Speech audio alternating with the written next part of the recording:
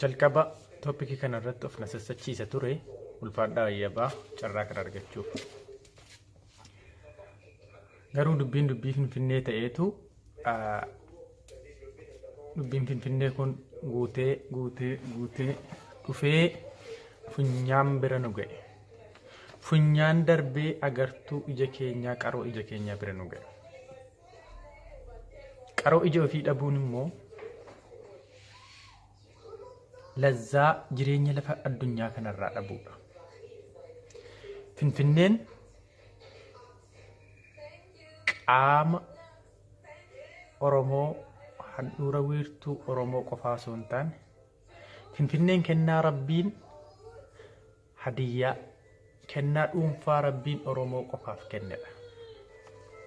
Rabbiin gaafa lafa kana raabsu Oromoof Oromiyaa kenneeti, Arabootaaf Eeshiyaa kenneeti, Awurooppaanotaaf Awurooppaa kennee, Jarmaniif Jarmanii, Faransaayif Faransoosishii, Paarisiin, Dubaay, Imaaraatotaaf Dubaayin kennee, Saawudiif Riyaadii fi Xaayifiin kenneeti. Uummata Oromoof immoo Finfinnee handhuura wiirtuu lafee lafa keenyaa badhaasa Oromoo qofaadhaaf kenne. Kennaa addaati. Addunyaa kana irratti kennaa addaa kan Oromoof kenname kan boritti gaafatamnu kan seenaanis seeraanis taa'umsaanis keenya taate kan borillee har'a lafa kana qofaatti miti. Borillee kennaa nuu kenne kana waaqni itti nu gaafachuu taa'udha. Rabbiin nu qofaaf kenne waan ta'eef. Uummata Rabbi gaafa lafa kana uumu lafa kana uumeetu lafa kana irratti immoo nama itti uume. Gaafa nama kana itti uumu immoo nuyi Oromootaaf Oromiyaa irratti uume. Sana keessaa immoo handhuura keenya wiirtuu bakka kadhaa uummata Oromoo, bakka falaasafaa, bakka horanii jiraachisan, bakka horoo baafatan, bakka waaqatti kadhatan, bakka galata uummata Oromooti jechuudha. Isa kana keessatti uummanni lafa kanarratti hirameef Oromoo qofaaf osoo hin taane akkuma lafa addunyaadhaa kennaa Rabbiin kennee nuufis kennama sanaa. Gaafa Rabbiin uummata Oromoof Oromiyaa kenne akkuma uummata kaaniif lafa kenne malee lafaan alatti nama uume tokko illee hin qabu. Lafa uumeetu isa dhakaa irratti uumuu qabu dhakaa irratti uumee Sakka Oromiyaa bakka jiidhaa fi bakka inni itti qanani'uu danda'u irratti uume, isa kaan immoo baddaatti uume, isa kaan gammoojjiitti uume. Kana yoo nu dhiifne waaqni nu hin dhiisu. Kanaafuu uummanni Oromoo jaarraa tokkoof walakkaa wareegamatti laataa jira. Wareegamanni laatu taaksiif baatii yookiin doolaaraa fi riyaalaa fi hiiroo ta'uu hin taane lubbuu jijjiirraa hin qabne qaalii tufaa munaafaan itti kaffalaa turan. Karaa isaan kaleessa baasan nu har'a waan booddeetti jennu miti. Dubbiin Finfinnee dubbii har'a nu eegalte ta'uu hin taane waggaa 135 ol 40 geesse. Kana hunda garuu uummanni Oromoo guyyaa tokko na'am jedhee fudhatee ofirratti fudhatee ciisee bulee hin beeku. Garuu amma isiin ammaa kun tooppikii nurratti deddeebite. Waggaa gidduutti si'a 2-3 nurratti deddeebi'e. Hamma nurratti dhiichisu eegalan. Finfinneen wiirtuu lafa lafee Oromooti. Wiirtuu lafaa lafee Oromooti. Oromiyaati. Wiirtuu lafa lafee Oromiyaati. Isii kana jala sararaatti ol gaggaragalchaa laala. Daangaa sarara jedhanii jechuun akka kiyyatti daangaa sararuutu hin taane godoo godaannisaa lafa Oromiyaa irratti dhaabuu na fakkaata. Godoo godaannisaa seenaa gurraachaa akkuma warra kaleessaa seenaa gurraacha qaban jara akka Goobanaa Daanjeefaa kan jaarsummaaf dhufus kan daanyummaaf dhufus daangaa sararraadha yoo dhufe godoo godaannisaa wiirtuu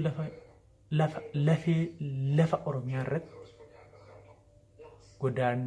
godoo godaannisaa dhaabe malee dhugaa daangaa sararee deema sinitti hin fakkaate. Guca inni qabsiisu guca bilisummaa biraan nu ga'u.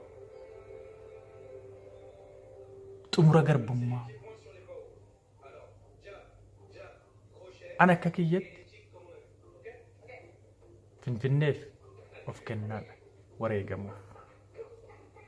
Isa kana irratti jala deddeebinee holqabnee qaqqabnee warrumti deddeebi'anii dhiichisanus warri tooppikii yeroo 3-4 kaasanus isee kana irratti of eeggannoo osoo godhaa deemanii barbaachisaadha. Wiirtuun lafa lafee keenyaa Finfinnee kan taate Finfinneen lafa seenaanis nu fakkaatu keenya kan taate seeraanis keenya kan taate duudhaanis horaanis kadhaanis wiirtuu lafee lafa keenyaa Oromiyaati. Osoo Finfinnee irratti kaleessa tufaa munaafaa handhuura keenya yeroo jedhan handhuuruma qofaa osoo hin taane Finfinnee jechuu qofaa miti handhuura bakki handhuuraa yookiin wiirtuun lafa Oromiyaa sun bakka bishaan ho'aa ol ka'u kun giddugala lafa Oromooti. Rabbiin waa beekaaf achi nuu kennee lafa ho'aa bishaan ho'aa achi malee hin jiru. Bishaan akkasii addunyaa kanarra hin jiru. Bishaan akkasii eessa jira? Lafa kamiin irra jira? Eenyuuf kenne? Isa kana dubbiin jirtu. Isa kana irratti Finfinnee irratti bakka tufaa munaafaan lubbuutti kennan qofaa miti. Fayyaa itti rarraafamanitu lubbuu qabanu. Finyoo tokkotti. Finyoo tufaa munaafaa itti rarraafamanitti ilmi tufaa munaan rarraafame. Manuma tokko keessaa. Ilmi tufaa munaan rarraafamee osoo waggaan ga'in intala tufaa munaa kan fuudhee soddaan itti rarraafame. Isa kana qofaa miti gaa. Kan kamiif namoonni baay'een tuttuqanii. Caalaa Bultumee fa'aa namoonni tokko sirba isaanii keessa wallee isaanii keessatti tuttuqaa turan. Hin tuttuqan malee hin baasne waan baay'ee jira. Waan baay'ee galmeeffannee qabna seenaan kan nutti daddarbaa dhufees ga'e. Isa kana irratti lubbuu wal gaggalaafan natti fakkaatti. An akka kiyyatti xumura garbummaati malee xumura garbummaa Oromiyaa furtuu bilisummaa guca bilisummaa achitti qabachuuf deemu kan furtuu bilisummaa isa dhumaa nuuf kenniti jedheetan amana. Guca kana immoo kan qabsiisu anis of kennaa. Kanattaan sun dogoggora godoo godaannisaa lafa Oromiyaa irratti warri lafa sararra jedhanii jaarsaanis daanyaanis bakkuma hundaanuu karaa adda addaan jecha adda addaa darbatan osoo seenaa gurraachaa godoo godaannisaa seenaa gurraachaa lafa Oromiyaa irratti hin kaa'in dhabamuu isaanii wayya. Maaliif seenaa Goobanaa Daancee uummanni Oromoo akka reebamu akka miilli citeen akka dhiigni citeen akka dafqa cobseen caba Oromoo gaafa san eegale haga har'aa uummanni Oromoo gatiitti laataa jira waggaa 100 jaarraa tokkoof walakkaa. Isii kana irratti hundumtuu osoo bakkatti kennaa deemee barbaachisaadha jechuudha. Ilaalcha keessa galchaa deemuun barbaachisaadha. Bilisummaan waa dhafu miti. Isa dhugaa dubbachuuf guyyaa fudhataman.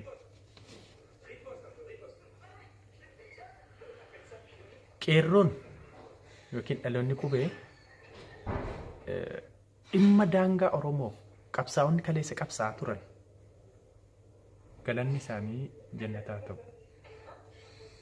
Qabsoon kaleessa ture isa dhugaa dubbachuuf haga yawwanaa wanni guddaan tokko hojjetan dhaloonni qubee dhimma daangaa Oromoo bahaa dhiyaatti kaabaa kibbatti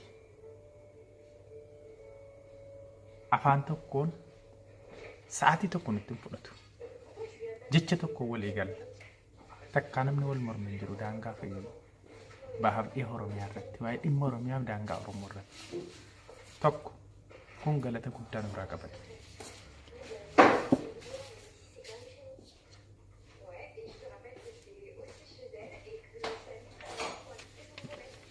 Ijoon dubbii qabsoo keenyaa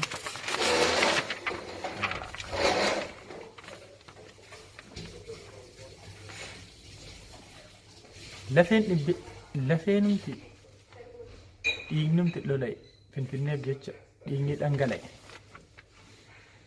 Isa dhugaa dubbachuuf osoo lafa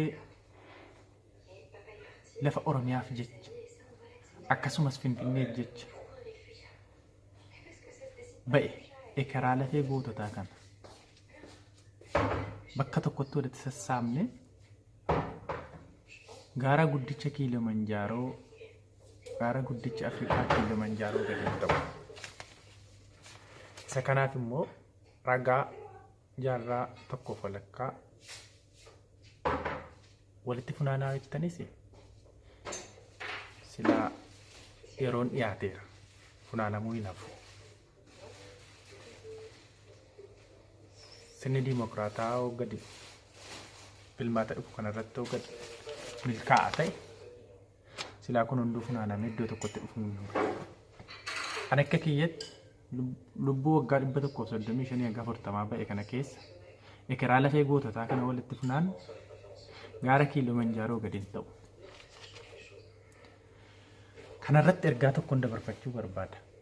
Akka dhaloota qubee tokkotti. Dhaloonni qubee hin dhaadatus.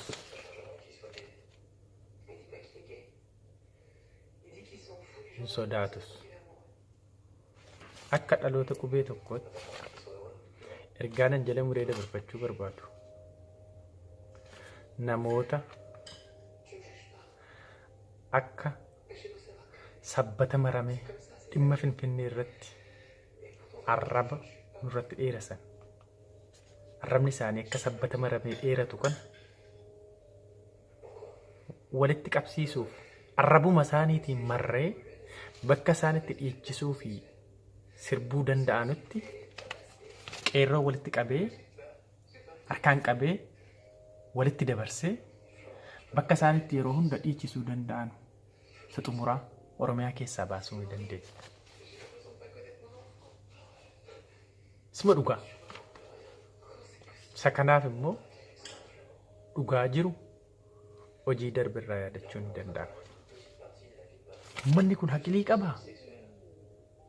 Osoo haqilii qabaatee nuti warra dhimma mastar pilaaniif awwaalame waggaa 3-4 kana keessa dhimma mastar pilaanii qofaaf kan awwaalame qeerroof qarree daa'imaaf maanguddoo 7,500 kaleessa awwaallee dhufne miilli keenya mana nun geenye bara awwaallee.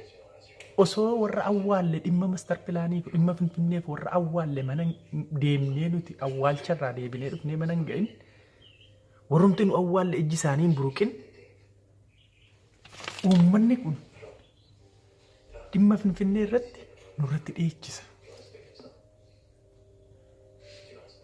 Galgalaa ganama isa nurratti dhiichiftu kana isa yeroodhaa gara yeroo irratti nurratti dhiichiftu dhiichisas isa xumuraa akkasiin biyya see fi dhimma seenaa bakka seenaan siin ilaallatutti geessinee achitti umurii isii guutuu akkasiin dhiichiftu taasisuu ni dandeenya. Utuu si hafuuran baafatin arraba isii nutti dheerattu kanaan arrabumaan marree osoon tuqe qeerroon harkaan qabee harkaan walitti dabarsee bakka seenaan isaanii ilaallatutti geessuu ni danda'ama. Isa kanaaf waan gidduu keenya jiru beekneetu yeroo walii kennuuf callisne. yeroon furmaatatti kenna taanaan itti kenna yoo itti kennu ta'e qeerroon furmaatatti kennina. Nasa dhugaa. Kan akka dhaloota qubeet wannan itti dhaadan kan irratti walii galle kan lubbuu kennina lubbuu jijjiirraa qabna kennine wanna ta'uu qabu galmaan geenya jenne haga uwwanaatti waan hojiitti diignee itti milkoofneef itti milkoofnes baay'ee jira. Warra itti milkoofnes baay'ee qabna. Kan itti milkaa'uuf deemnus baay'ee qabna. Kan immoo yeroo itti eeggataa jirru baay'ee jira. Yoo furmaata argatee itti deeme yoo itti hin deemne qabsoon nurka jira. Biyyi keenya haqni nurka jira. Waa nama kadhataan jiru. Rabbillee nuu kenne irraatti nu gaafachuuf ta'a. Itti du'uun haqa keenya irratti kennaa waaqa biraa nuu kennamedha. Isa kanaaf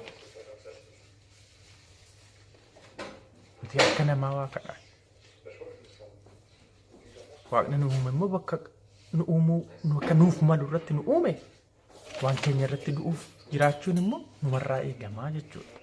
Isa kana irratti akka dhaloota qubee tokkotti itti amana afaan tokkoon jecha tokkoon qeerroo waliigala Oromiyaa akka dhimma kana irratti wareegama hin kaffalle tokko waadaa diimtuu jala muramte diimaan jala muramte kan walirraa hin cinne xomboora xumura garbummaa xumura jalqaba bilisummaa Finfinnee irratti ta'uuf deemu cidha yeroo gabaabaa gidduutti arginaan jedha. Kanaaf dhimmi Finfinnee toopikii amma waggaa gidduutti si'a 2-3 nutti deddeebi'ee ka'uu osoo hin taane isa xumuraa amma kan lamuu yartuun nurratti hin sirbine yartuun nurratti hin sirbine kan dabaan keenyallee gaariin keenyallee irratti hirmaatee dhimma biyya keenyaa irratti nu waliin ta'ee hamma harkaan ga'an furtuu bilisummaa Oromiyaa waliigalaa hamma yeroon.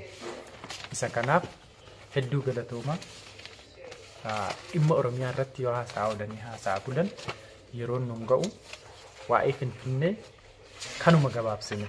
Ana kan jedhu bar Finfinneen wiirtuu handhuura lafa keenyaati yeroo jennu jaarraa duraanii qofaa miti bar. Kaleessa Laggasaa Wagii bar isa dhugaa dubbachuu bakka jari piyaasaa jedhanii waaman kana Abda Goorgis Sameen Hotel gamoo Sameen Hotel irra jiru bakka sanatti awwaarame handhuurri Laggasaa Wagii handhuurri Laggasaa Wagii Sameen Hotelitti awwaalame. Jaakiyyaaf bakka awwaalcha Laggasaa Wagii gidduu anaaf bakka Laggasaa Wagii gidduu daangaa sararuuf deema jechuun godoo godaannisaan dhaabaa jechuudha. Godaannisa seenaa galmee gurraattiin galmoofte. Kan uummanni Oromoo waggaa jiru amma lafti kun badu hundatti namni isaan hin irraanfanne gochuuf deemanii waan ta'ee hin beekne jechuudha. Hamma garbummaan Oromoo addunyaa kana hundatu garboomee bara. Gurraachatu garboomee bara. Garbummaan keenya isa maqaatti jijjiiranii garbummaan garbummaa Afrikaa guutuutu garboome. Garuu galeera hunduu keenya qofaa tafe. Keenya garuu bilisummaa isii maayyiiti. Hamma isii kanarratti mirkanaa'a. Garuu garbummaan uummataa maqaatti jijjiiranii lafa maqaa lafaa jijjiiranii osoo hin taane maqaadhuma sanaan lafuma sanarratti qabeenya qofaatu ture. Keenya maqaa seenaa lafa yeroodhaa gara yerootti tuffii baruma hunda waa'ee lafa waan keenya gaafannaa. Isa kana dubbiin jirtu ishee kana jala murree kan jala sararame galmee tokkoon xumuratti gochuun dura jira. Ulfaadhaa wayyaa baan jedha.